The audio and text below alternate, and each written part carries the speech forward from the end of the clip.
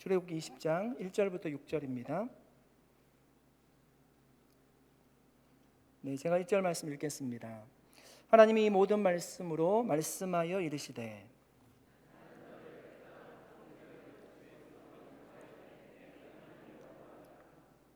너는 나 외에는 다른 신들을 내게 두지 말라.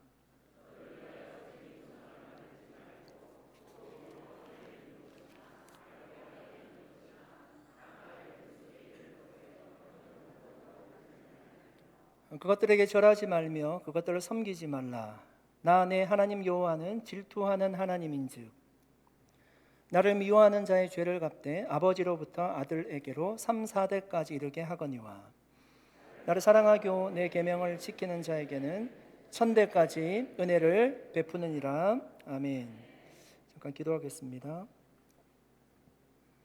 사랑하는 하나님, 오늘 이 시간 저희에게 하나님 특별히 말씀하여 주시기를 소원합니다. 하나님께서 모세에게 말씀하여 주셨듯이 우리에게도 또렷이 들을 수 있도록 주님의 음성으로 말씀하여 주시옵소서. 성령 하나님, 저희에게 열린 길을 허락해 주시옵소서. 감사드리며 예수님의 이름으로 기도드립니다. 아멘. 여러분, 10여 년 전에 한국에서 행복 전도사라고 불리는 한 여인이 스스로 생을 마감했습니다.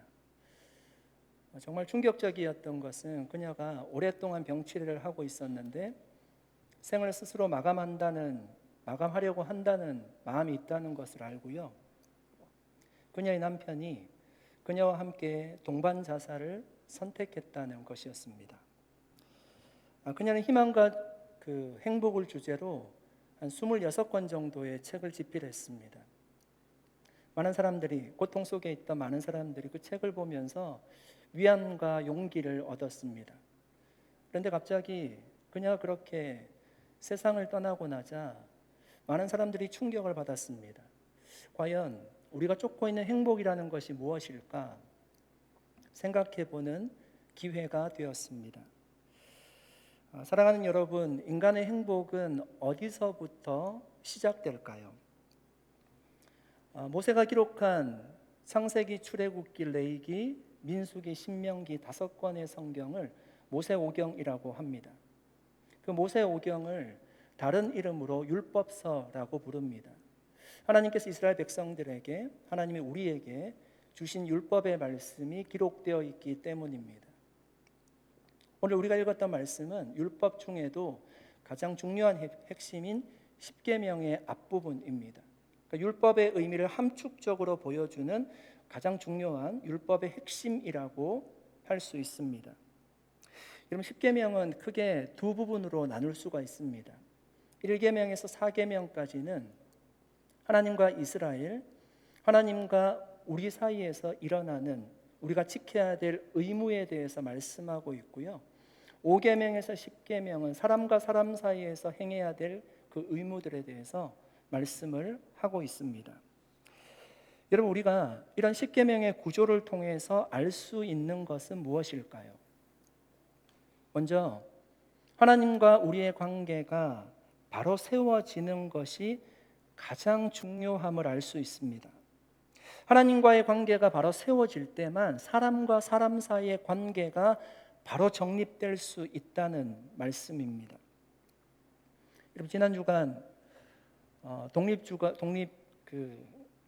기념일을 우리가 뜻깊게 보냈는데요. 미국의 독립기념일을 굉장히 화려하게 보내지 않습니까? 미 전역에서 폭죽을 터뜨리면서 뜻깊은 의미 있는 시간을 보냈습니다. 그런데 그 뜻깊은 날에 17건의 총기 난사 사고가 있었고요. 18명이 사망하고 102명이 다치는 일들이 일어났습니다. 여러분, 세상에는 이처럼 싸우고 죽이고 강도질하고 도둑질하고 서로 전쟁하는 일들이 지금도 그런 악한 일들이 끊임없이 일어나고 있습니다. 여러분, 언제부터 이런 범죄가 시작되었습니까? 아담이 하나님과의 약속을 어기고 선악과를 따먹던 때부터였습니다. 하나님과의 관계가 깨어졌기 때문에 그 이후의 사건들을 보시면요, 가인이 동생 아벨을 바로 죽이는 사건이 기록되어 있습니다. 노아 시대 때는 악함이 세상에 가득했다라고 얘기하고 있습니다. 하나님과의 관계가 깨어지자 이 땅에 더 이상 온전한 평화가 존재하지 않게 되었다는 얘기입니다. 끊임없는 분쟁과 갈등만이 우리에게 밀려오는 세상이 되고 말았습니다. 여러분, 이런 문제를 해결하기 위해서요, 국가에서 정치적으로 사회적으로 많은 노력들을 기울이고 있습니다. 그러나 하나의 문제를 해결하면 그 문제만 해결될 뿐이지 모든 문제가 해결되는 것은 아닙니다. 또 다른 수많은 문제들이 우리 앞에 놓여 있다는 것을 우리가 알게 됩니다. 범죄는 갈수록 심각해지고요, 새로운 갈등과 대립이 생겨나고 있습니다. 여러분, 이것은 우리에게 무엇을 알려주는 걸까요? 사람의 노력과 힘만으로 이 땅에 있는 모든 문제의 근원들을 우리가 끊을 수 없다는 얘기입니다. 물론 여러분, 그런 노력들이요, 의미 없는 것은 아니고요, 끊임없이 계속적으로 그 문제들을 해결하기 위해서 우리가 노력해야 됩니다. 그렇지만 근본적으로 문제 해결의 열쇠는 아니라는 얘기입니다. 우리의 질문은요, 그렇다면 근본적으로 어떻게 해야지 이 세상의 모든 갈등과 분쟁이 사라지고 참된 평화와 행복을 우리가 누릴 수 있을까요? 여러분, 오염된 물을 고치려면 물 근원에 찾아가서요, 그 물 근원을 고쳐야 됩니다. 흐르는 물 한 바가지 떠서 그 물을 정수해서 마신다고 해서요, 물 자체가 깨끗한 것은 아닙니다. 암덩어리를 제거하려면 보이는 상처에 연고를 바를 것이 아니라 피부를 찢고 암덩어리를 도려내야 됩니다. 우리에게 있는 모든 문제의 근원이 여러분 어디서부터 비롯되었습니까? 아담과 하나님 사이에 깨뜨려진 그 관계 때문에 우리에게 일어난 일들이었습니다. 그러므로 그 하나님과의 관계를 회복할 때만 사람과 사람 사이에 일어나는 모든 문제들이 차츰 해결될 것입니다. 우리에게 진정한 행복과 평화는 바로 거기서부터 시작해야 됩니다. 여러분, 하나님을 떠난 인간은 어떻게 하나님과의 관계를 회복할 수가 있을까요? 십자가에서 우리의 죄값을 치러주신 그 예수 그리스도를 믿고 유일하신 하나님을 섬기고 그 하나님의 말씀에 따라 사는 길밖에 없습니다. 우리가 그렇게 하나님과의 관계를 회복하고 살아갈 때 여러분, 우리 마음속에 있는 이 죄악된 본성들이 그제서야 다스려지기 시작할 겁니다. 우리 마음속에 있는 악함과 미움을 버리고요, 서로 사랑하고 화평할 수 있는 길이 열리게 될 것입니다. 에베소서 2장 13절 14절 말씀입니다. 이제는 전에 멀리 있던 너희가 그리스도 예수 안에서 그리스도의 피로 가까워졌느니라. 그는 우리의 화평이신지라. 둘로 하나를 만드사 원수된 것 곧 중간에 막힌 담을 자기 육체로 허시고. 여러분, 바울의 이 선포는요, 굉장히 놀라운 고백입니다. 여기서 바울이 너희는 이라고 얘기하는 당사자가 누굴까요? 유대인과 헬라인이에요. 유대인과 이방인입니다. 여러분, 유대인과 헬라인은 가까워질 수 없는 사이예요. 그러니까 그 간격은 우리가 생각하는 것보다 골이 굉장히 깊습니다. 그런데 그 간격이 좁혀졌어요. 가까워졌다고 합니다. 무슨 의미죠? 사람과 사람 사이에 있는 문제가 해결되어졌다는 거예요. 어떻게 여러분 그 문제가 해결되었습니까? 어떻게 가까워졌습니까? 예수의 피로 가까워졌대요. 유대인도 예수 그리스도를 믿고요, 이방인도 예수 그리스도를 믿으니까 그 담이 허물어졌다라고 얘기해요. 그 담이라고 하는데 많은 의미를 담고 있어요. 미움, 시기, 질투, 서로 싸우는 거, 죽이려고 하는 거, 원수된 것이 무너졌다는 것입니다. 여러분, 다시 질문하고 싶습니다. 여러분, 인간의 행복의 첫 단추는 어디서부터 채워야 될까요? 여러분, 행복이 우리의 삶의 조건들과 관련이 있다면 우리는 결코 행복하지 못할 수 있을 겁니다. 내가 명예가 많이 높아지면 행복할 수 있다. 내가 돈을 많이 벌면 행복할 수 있다. 내가 성공하면 행복할 수 있다. 내가 집을 사면 행복할 수 있다. 뭔가를 이루면 내가 행복할 수 있다. 삶의 조건들과 우리가 끊임없이 연결을 시키면요, 그것은 허상일 수 있습니다. 우리에게 문제와 고통은 끊임없이 찾아올 것이기 때문입니다. 이런 사람들은 행복을 가벼운 스낵과 같이 여길 때가 있어요. 쉽게 잡으려고 합니다. 그리고 그렇게 누리려고 합니다. 여러분, 그런 행복들은요, 대부분 우리의 감정적인 행복들이에요. 죄악된 것들이 굉장히 많습니다.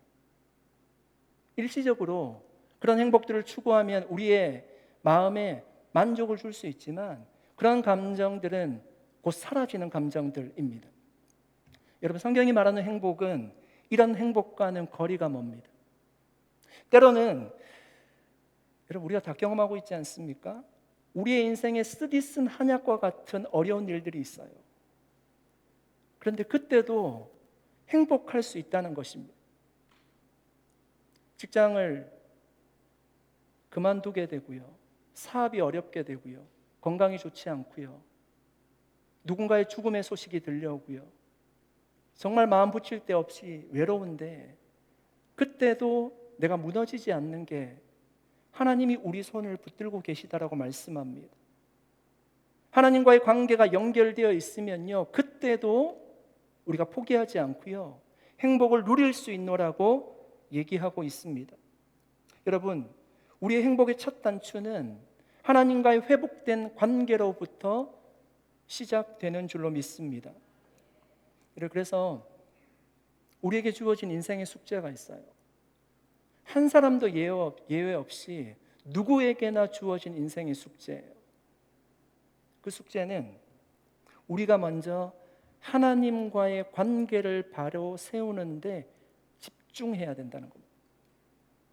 사람을 볼 것이 아니라, 사람에게 시선을 맞출 것이 아니라, 사건을 바라볼 것이 아니라 하나님과의 관계로부터 시작해야 된다는 겁니다. 여러분, 사람에게 시선을 빼앗기지 마십시오. 우리의 마음이 무너지게 될 겁니다. 하나님과의 관계를 회복하면요, 사람과 사람 사이에 있는 문제들이 서서히 눈 녹듯 사라지게 될 것입니다. 그리고 모두 행복할 수 있을 겁니다. 그것이 여러분, 하나님의 통치를 받는 하나님의 백성들의 삶의 모습입니다. 사랑하는 여러분, 우리가 정말 먼저 하나님과의 회복된 관계 속에서 이런 평안함, 행복함을 다 누릴 수 있기를 예수님의 이름으로 간절히 축복합니다. 여러분, 예수님을 만난 모든 사람들이 행복했잖아요.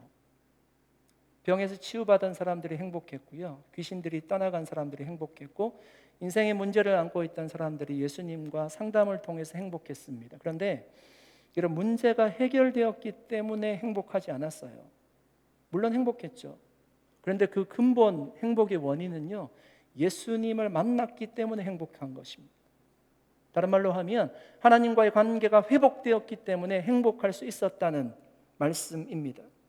여러분, 그런 행복을 우리가 다 경험할 수 있기를 축복합니다. 우리가 먼저 행복을 경험하고요, 우리가 받은 행복을 우리가 흘려보낼 수 있는 그 행복의 셈으로 우리가 사명을 감당하는 저와 여러분 될 수 있기를 주님의 이름으로 축복합니다.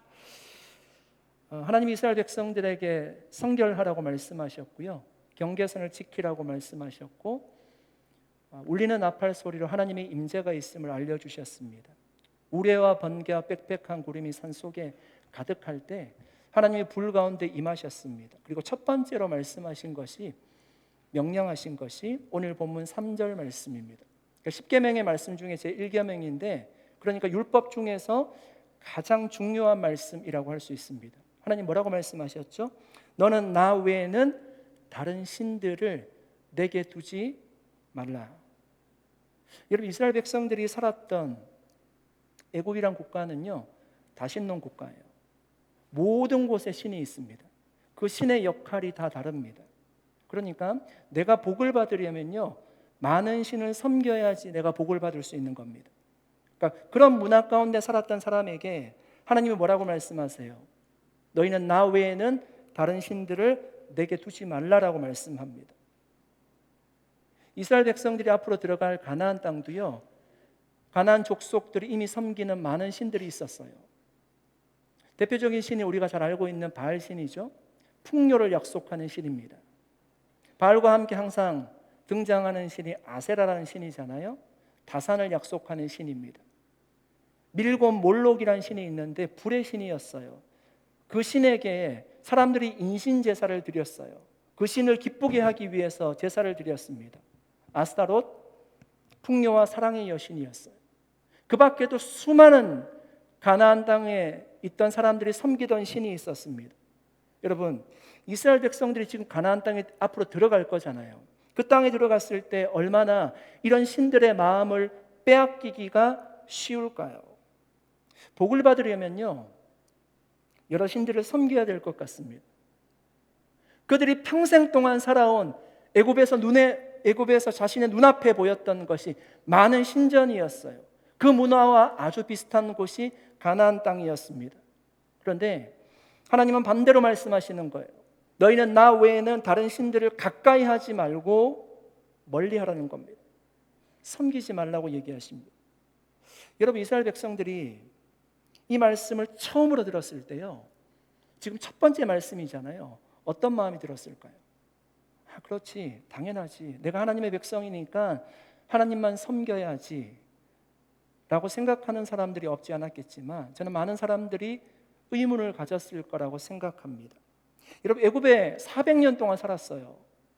애굽에 살면서 내가 오직 하나님만 섬겨야지 라고 생각했던 사람이 과연 몇 퍼센트가 될까요? 그들에게 익숙한 것은요, 여러 신을 섬기는 것입니다. 그런데 하나님이 너희는 나 외에는 다른 신들을 섬기지 말라고 하니까 오히려 이 말씀을 듣고 시험에 든 자가 많았을 겁니다. 여러분, 가나안 땅에 들어가서 그들이 우상을 숭배한 것을 우리가 잘 알고 있습니다.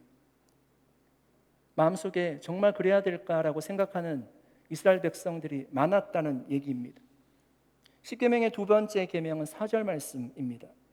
너를 위하여 새긴 우상을 만들지 말고 또 위로 하늘에 있는 것이나 아래로 땅에 있는 것이나 땅 아래 물속에 있는 것에 어떤 형상도 만들지 말며. 여러분, 고대 근동 사회에서는요, 자신이 섬기는 신의 그 형상을 만들었어요. 그 신의 형상을 만들어서 신전 앞에 위엄 있게 세워두었습니다. 작게 만든 그 신상은요, 가정에 두기도 했고요, 더 작게 만들어서는 소지품으로 가져다니기도 했습니다. 이런 사람들이 왜 그렇게 했을까요? 물론 그 신을 숭배하려는 마음도 있었지만 그 신을 지배하려는 마음이 훨씬 더 큰 겁니다. 내가 그 신을 가지고 다니면서요, 그 신에게 소원을 빌면 그 신이 나의 모든 것을 들어줄 거라고 생각하는 거죠. 그것이 신을 이용하려는 마음이죠. 그러니까 인간이 우상의 형상을 만든다는 것은요, 순전히 누구 때문일까요? 인간의 욕심 때문이죠. 나 때문에 우상의 형상을 만든다는 것. 그래서 여러분, 오늘 본문에 우리가 정확하게 보시면 하나님이 그냥 우상을 만들지 말라 이렇게 말씀하지 않고요, 그 앞에 한 문장이 있어요. 뭐라고 얘기하죠? 너를 위하여 새긴 우상을 만들지 말고. 그러니까 인간이 만드는 우상이요, 순전히 내 욕심과 탐심 때문에 만들어진 우상이라는 얘기입니다. 이런 솔로몬 왕 이후에 이제 그 두왕국 시대가 되잖아요. 나라가 분열되게 되었습니다. 북쪽을 이스라엘이라고 하고 남쪽을 유다라고 했습니다. 북쪽에 이스라엘을 창건한 왕이 여로보암이라는 왕이었는데요, 그 여로보암 왕이 고민이 생겼습니다. 여로보암 왕이 10지파를 다스리고 있는데 상당히 많은 숫자가 북쪽에 있습니다. 근데 사람들이 제사하기 위해서 거기는 성전이 없었기 때문에 남유다로 내려가려고 하는 겁니다. 근데 문제는 무엇인가 하면 갔다가 마음이 빼앗겨서 여기로 돌아오지 않을까 봐 여로보암이 고민했습니다. 그래서 어떻게 하죠?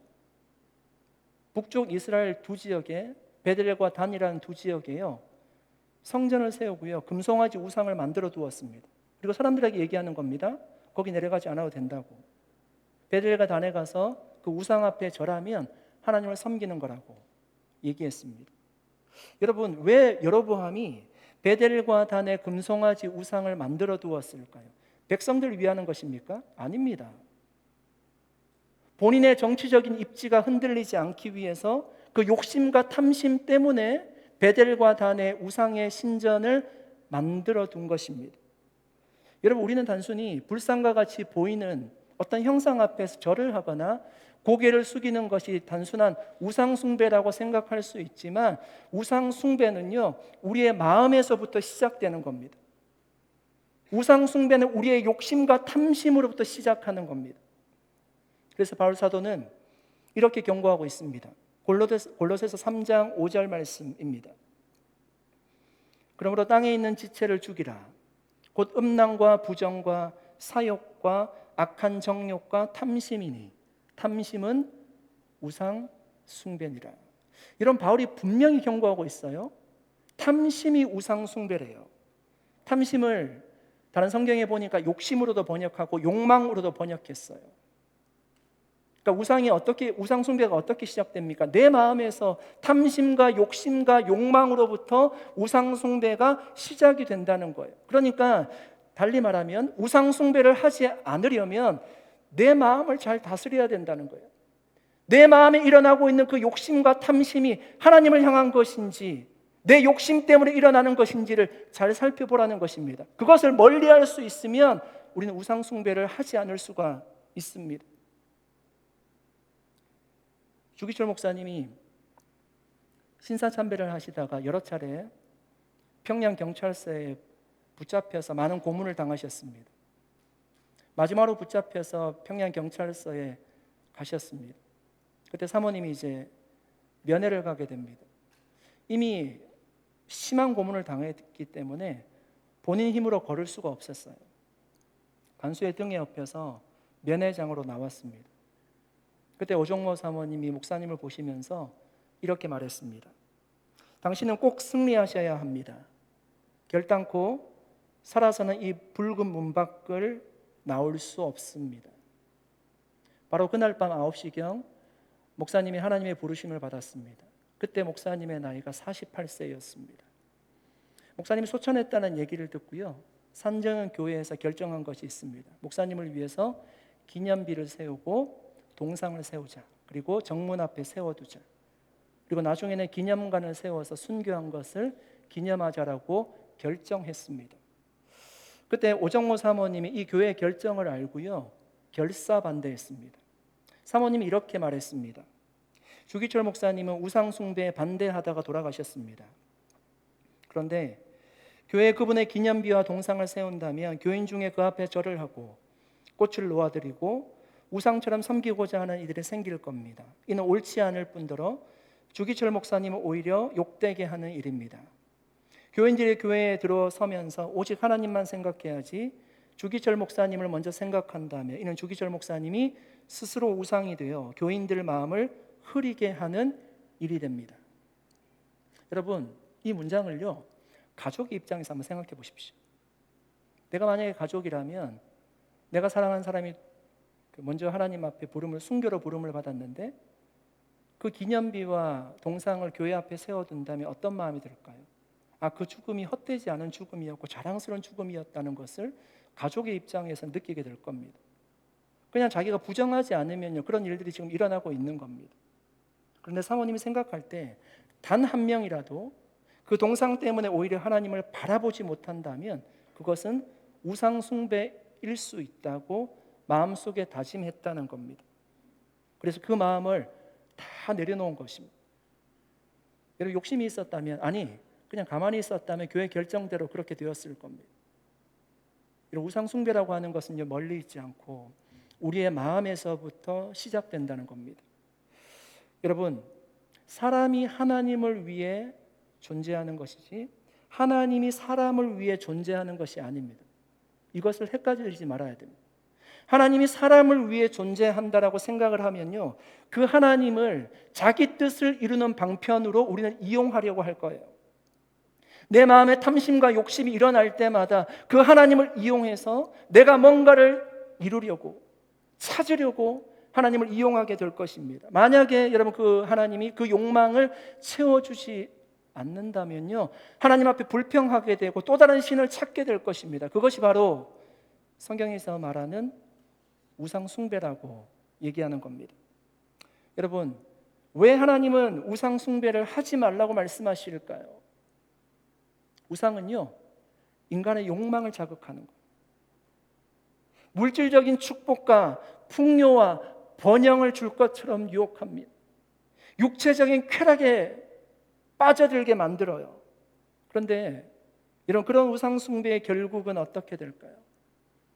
하나님과 멀어지게 되고요, 신앙적으로, 성적으로, 도덕적으로 매우 타락하게 만듭니다. 결국 하나님의 심판을 받게 할 뿐입니다.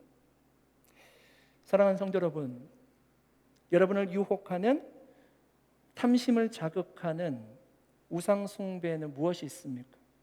여러분의 마음을 스스로 한번 돌아보시기를 바랍니다. 얼마 전에 소천하신 팀 켈러 목사님이 내가 만든 신이라는 책을 썼습니다. 내가 만든 신이라는 책에서 그분이 우상 숭배에 대해서 이렇게 말씀합니다.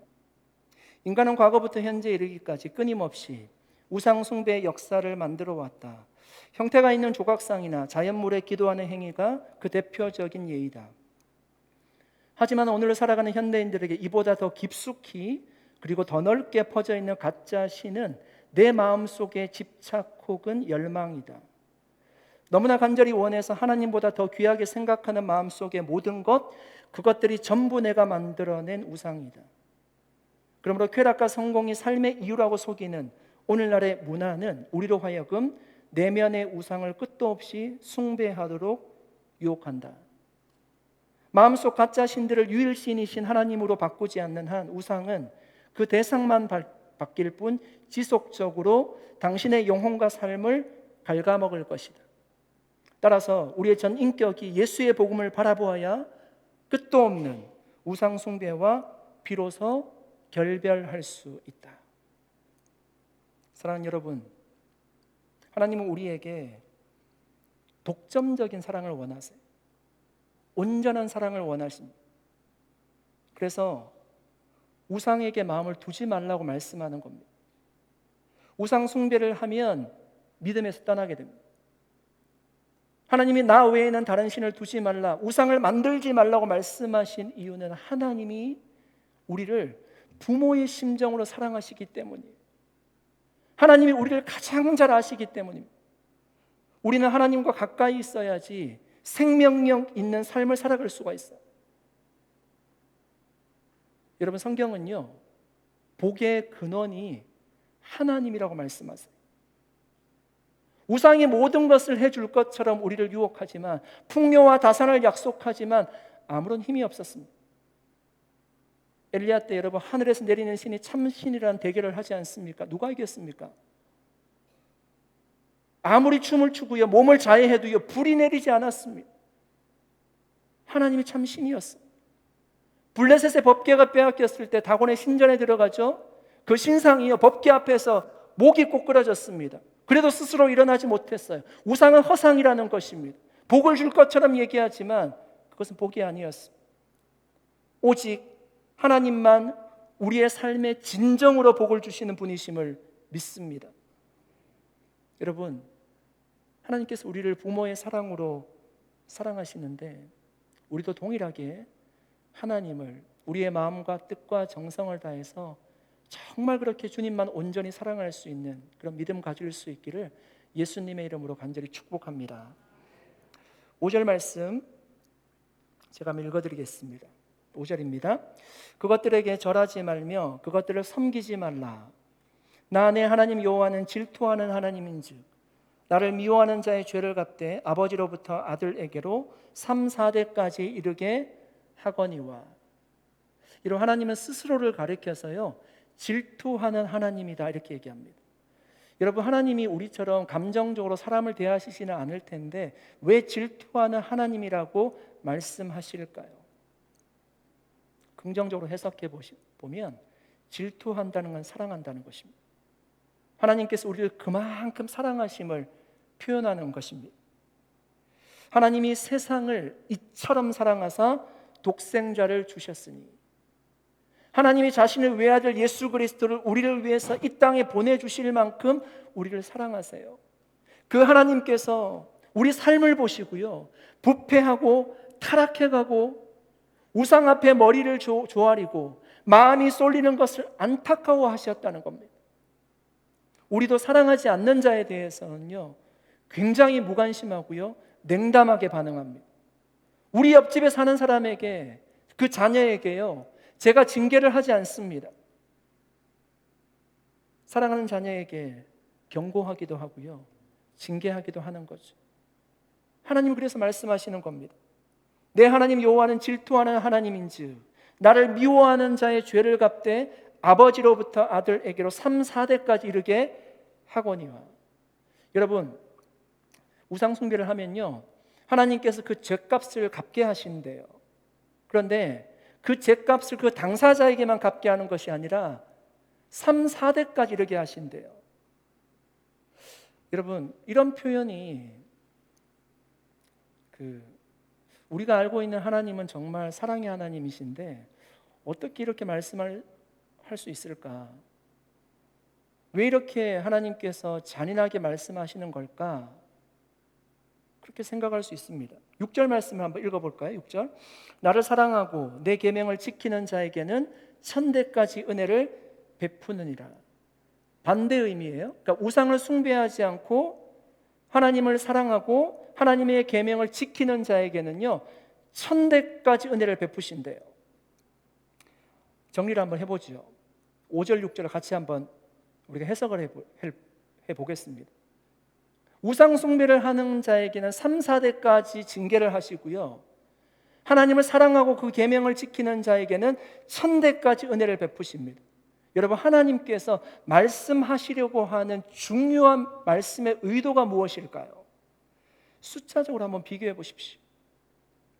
하나님의 은혜가 징계보다 훨씬 더 크다는 거예요. 하나님이 그만큼 우리를 사랑하신다는 것을 강조해서 말씀하시는 겁니다. 하나님이 여러분 범죄하지 않은 자를 그 조상들의 죄 때문에, 그 죄로 인해서 무조건 벌하시는 분이 아닙니다. 그것은 여러분 하나님의 공의로운 성품과 맞지 않는 거예요. 하나님은 범죄한 당사자에게 죄를 물으실 거예요. 그런데 그 부모의 죄악된 삶이 그 후손들에게 지대한 영향은 줄 수 있습니다. 이런 가정폭력이 있는 가정에서 자란 자녀들이 자기는 그렇게 하고 싶지 않지만 가정폭력을 행할 가능성이 일반 사람들보다 훨씬 높다고 하잖아요. 부모를 통해서 영향을 받게 되는 거죠. 신앙적인 가정에서 자라난 자녀보다 영적으로 훨씬 가난하고 고통스러운 삶을 살게 될 것입니다. 여러분, 올 초에 우리가 자녀 교육 세미나를 들었습니다. 그때 그 강사 목사님이 두 가문을 비교해 주셨어요. 조나단 에드워즈라는 가문과 맥스 주크라는 가문을 비교해 주셨습니다. 조나단 에드워즈는 18세기 미국 대각성 운동이 있을 때 하나님께 크게 쓰임받은 목회자였고 신학자였습니다. 맥스 주크는 하나님을 믿는 사람은 아니었고요, 굉장히 자유분방하게 살던 사람이었습니다. 그러니까 오늘이 좋다는 마음으로 살던 사람이었어요. 그러니까 미래를 준비하는 삶을 살지 않았습니다. 그 영향력이 자녀들에게 고스란히 물려지게 되었을 겁니다. 이런 두 가문은 동시대 사람이었지만 그 후손들은 비교할 수 없을 정도로 엄청난 차이가 있습니다. 한국의 공영방송인 KBS에서 이례적으로요, 조나단 에드워즈의 가문을 방영한 적이 있습니다. 이게 특별한 거죠. 그 조나단 에드워즈의 후손들을 이렇게 살펴보면서 그들이 그렇게 잘된 이유를 첫 번째 꼽았던 이유가 무엇인가 하면 신앙심 때문이었어요. 하나님을 믿는 믿음 때문에 복을 받았다는 것입니다. 사랑하는 성도 여러분, 하나님은 우리를 질투하실 만큼 사랑하세요. 그 하나님이 우리에게 원하시는 것이요, 동일하게 우리를 하나님을 사랑하는 것을 원하는 겁니다. 온전히 그 하나님만 사랑하기를 원하세요. 우리도 그 하나님을 정말 사랑하고 그 계명을 지키면서 우리가 살아가면 하나님께서 천대까지 은혜를 베푸시는 그 놀라운 축복을 우리의 가정 가운데 후손들에게 허락해 주실 줄로 믿습니다. 정말 천대까지라는 말은 이것이 천일대의 은혜를 주지 않는다는 얘기가 아니라 무한한 은혜를 얘기하는 겁니다. 하나님께서 그렇게 축복해 주신다는 겁니다. 여러분, 어떤 부모가 되고 싶습니까? 우리 중에 누구도 좋지 않은 영향력이 자손들에게 내려가기를 원하는 분들은 한 분도 없어요. 하나님이 주시는 축복이 믿음의 가족들에게, 자손들에게 내려가기를 우리 누구나 바라고 있습니다. 그러려면 우리가 기억해야 될 것이 있습니다. 우리 마음을 보십시오. 내 마음에 무엇이 있는지를 보십시오. 우리 마음에 있는 우상을 멀리하고요, 오늘 말씀에 약속하듯이 하나님만 사랑하고 그 계명을 지키는 자에게 하나님께서 이런 놀라운 축복을 허락해 주실 겁니다. 그런 믿음의 가정을, 믿음의 가문을 저와 여러분이 다 이룰 수 있기를 예수님의 이름으로 간절히 축복합니다. 이제 말씀을 정리하겠습니다. 올해 목회 데이터 연구소에서 설문조사를 했습니다. 잘 보이지는 않을 텐데요. 질문이 이렇습니다. 교회에 영향을 미칠 수 있는 이 시대의 가장 큰 잠재적 우상은 무엇이라고 생각하십니까? 이 설문에 목회자 622명이 참여했습니다. 1위가 압도적으로 돈이었고요. 62.2%입니다. 이 땅에 돈이면 거의 안 되는 것이 없지 않습니까? 1위가 돈이었고, 2위가 안락함, 3위가 권력, 4위가 인정, 5위가 명예로 나왔습니다. 여러분, 우리의 마음은 어디로 향하고 있습니까? 저와 여러분의 마음에는 무엇이 있습니까? 우상 숭배는 욕심과 탐심에서 비롯됩니다. 그 마음의 동향을 우리가 잘 살펴서 우리의 마음이 먼저 하나님만을 예배하는 성전이 될 수 있기를 축복합니다. 그 성전에 하나님의 사랑으로 가득 채우고요, 하나님의 말씀으로 가득 채워서 우리가 살아가면 하나님께서 약속하듯이 천대까지 은혜 베푸시는 그 놀라운 은혜가 저와 여러분의 삶의 자손들에게 주어질 줄로 믿습니다. 그런 신실한 믿음의 가문을 이루는 저와 여러분 되시기를 예수 그리스도의 이름으로 축복합니다. 함께 기도하겠습니다. 살아계신 하나님, 감사합니다. 오늘 하나님께서 우리에게 주신 말씀을 기억합니다. 하나님, 오직 하나님만 사랑하는, 또 하나님의 계명만 따라 살아가는 저희 모두가 되게 하셔서 하나님의 무한한 은혜를 받는 믿음의 삶을 살아가도록 저희를 인도하여 주시옵소서. 세상의 헛된 우상에 쫓아다니지 않게 하시고 우리의 마음속을 들여다보게 하셔서 탐심과 욕심을 밀어내고 우리의 마음이 성전이 될 수 있도록 역사하여 주시옵소서. 감사드리옵고 예수님의 이름으로 기도드립니다. 아멘. 우리